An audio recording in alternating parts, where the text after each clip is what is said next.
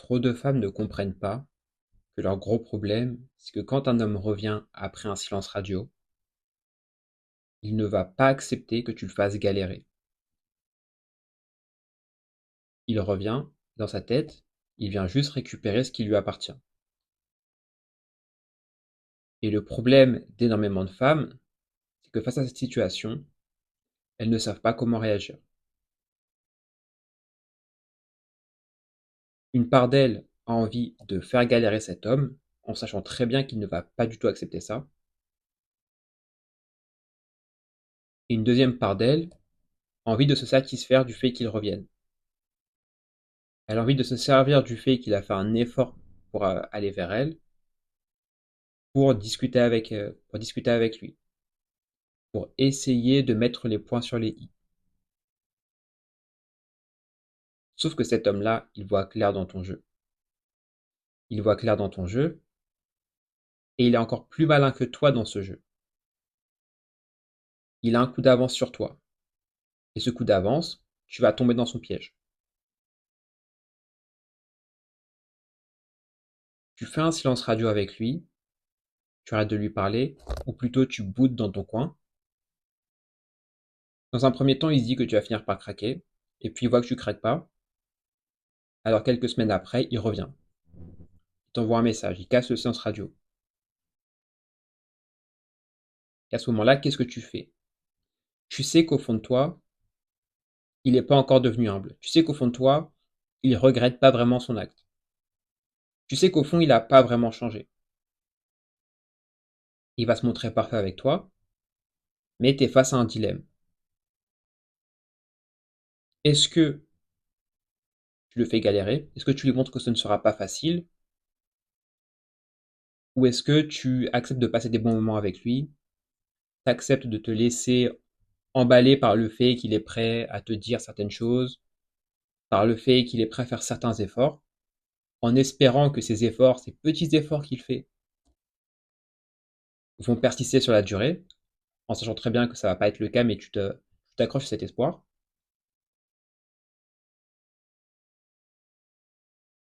Ça, c'est le problème de beaucoup de femmes. Et le truc, c'est que cet homme-là, il sait pertinemment que tu es prise dans ce dilemme-là. Il sait pertinemment que tu es dans une situation très embarrassante qui te fait peur, et du coup, il en joue.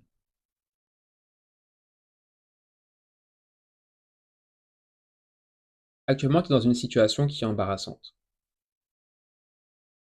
Tu n'oses pas encore vraiment fermement poser tes limites avec lui.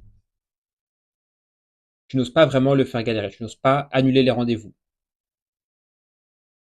D'un côté, parce que tu as peur de le perdre. D'un côté, parce que tu as peur de sa réaction. Tu as peur de froisser son ego. Mais aussi simplement parce que ça fait longtemps que vous n'êtes pas vus. Et il te manque et tu as envie de passer des bons moments avec lui. Mais pourtant, tu sais qu'il n'a pas changé. Et lui, ce qu'il vient faire, c'est qu'il vient jouer sa carte. Il vient te libérer de sa situation embarrassante. Il se comporte comme un petit ami parfait pendant quelque temps. Juste assez pour que tu crois que ça a changé. Au fond, tu sais que c'est faux, mais juste assez pour que tu crois qu'il a compris quelque chose cette fois-ci.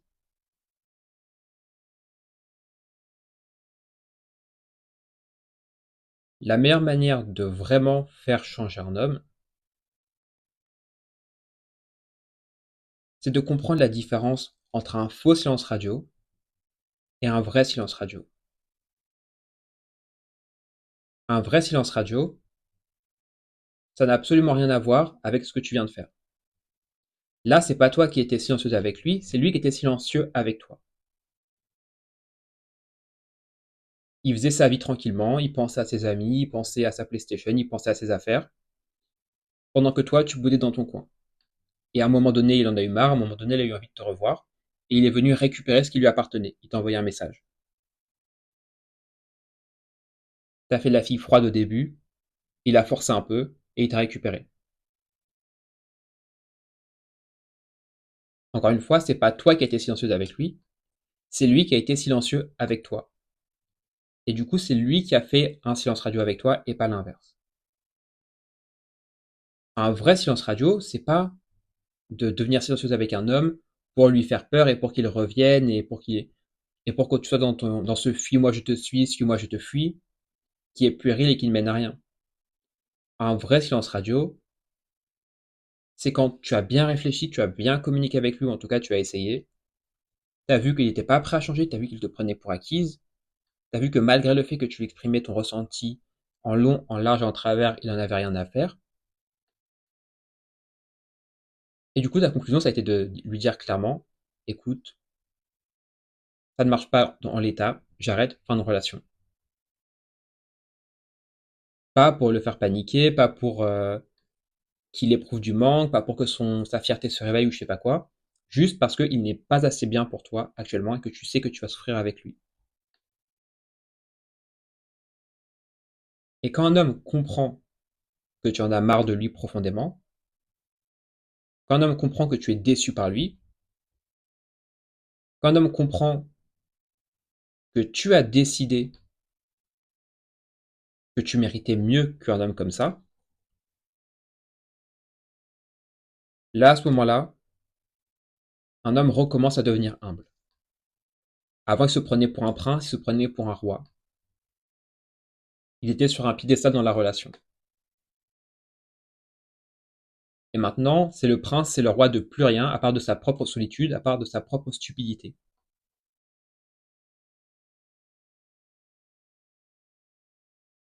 Et ça va l'amener à changer. Ça va l'amener à essayer de comprendre ce qu'il peut faire pour te récupérer.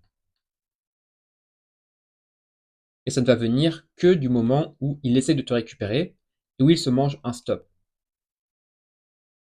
Pas un stop méchant, pas un stop pour lui provoquer une réaction, je sais pas quoi.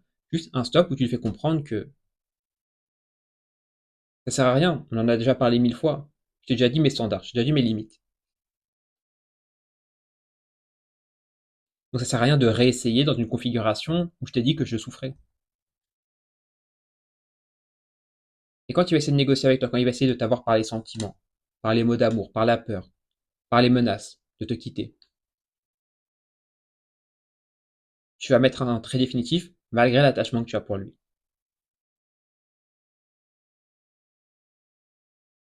Et tu vas le faire, non pas parce que tu veux que votre relation elle s'arrête, mais parce que tu sais qu'au fond, c'est toi qui es plus puissante que lui dans cette situation. Premièrement, cet homme-là ne va pas t'oublier, parce que tu es silencieuse avec lui. Un homme ne peut pas t'oublier parce que tu es silencieuse avec lui. C'est aussi simple que ça.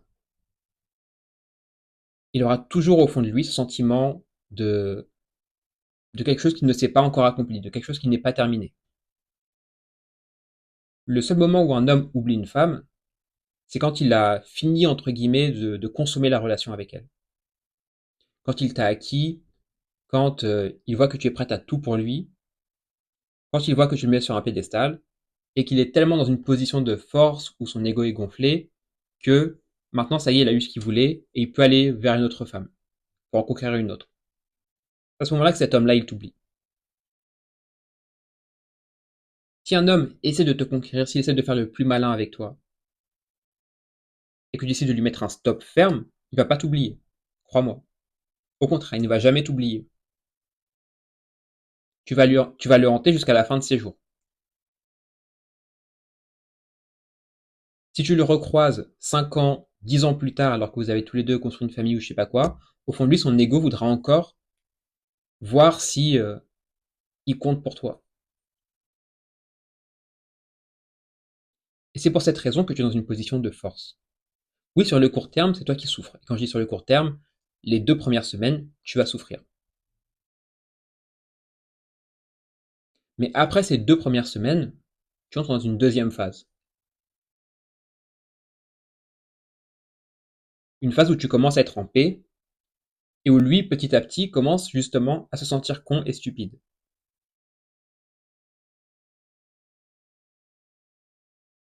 Et c'est justement dans cette deuxième phase que tu as du pouvoir sur lui. Tu as un pouvoir de négociation qui est inégalable. Parce que quand il va revenir vers toi, et les hommes reviennent toujours, que ce soit directement ou indirectement, quand vous allez vous recroiser, quand vos routes vont se rencontrer, à ce moment-là, il voudra savoir ce qu'il peut faire pour te récupérer. Et à ce moment-là, tu pourras clairement lui faire comprendre que maintenant tu as changé, tu n'es plus la même femme qu'avant, que tu as réfléchi, que tu as fait une introspection sur ce que tu attendais d'une relation, sur tes standards, et que tu te rends compte que ce que tu acceptais avant, tu n'accepteras plus dans une relation à partir de maintenant. Et c'est très important de formuler les choses comme ça. Pas lui dire j'aimerais que tu sois plus présent, j'aimerais que tu sois plus attentionné, j'aimerais que tu me montres des choses. Parce que là, tu es en demande, tu lui demandes quelque chose à lui, tu lui montres que lui est spécial. Et à la place, exprimer des standards. Je veux être dans une relation où mon partenaire me montre que je suis importante. Je veux être dans une relation où mon partenaire me montre que je suis sa priorité. Toi, si t'es pas capable d'avoir ce niveau-là, bah tu m'intéresses pas.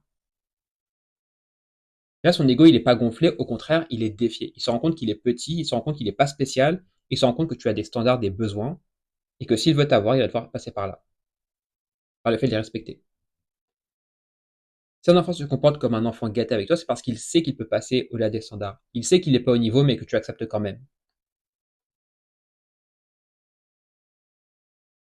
Et donc, il se sent spécial, il se sent incroyable, il se dit, waouh, c'est vraiment moi le prix dans la relation.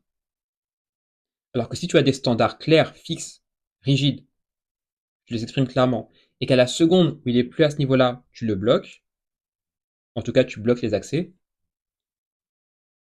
là il comprend que c'est toi qui es spécial, que le prix dans la relation, c'est pas lui, c'est toi.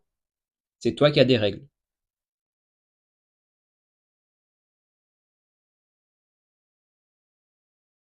Donc arrête avec le faux silence radio.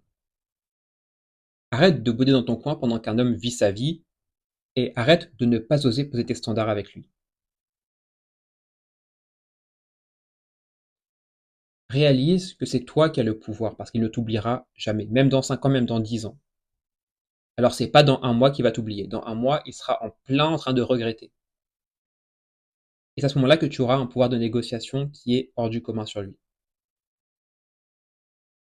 Lui, sa force, c'est qu'il sait que sur le court terme, sur la première semaine, la deuxième semaine de silence, tu vas souffrir. Et c'est sur ce court terme-là qu'il va te faire vivre une tempête émotionnelle, qui va t'envoyer des messages, qui va te relancer, qui va liker tes stories, qui va faire des choses pour que tu penses à lui, qu'elles soient positives ou négatives.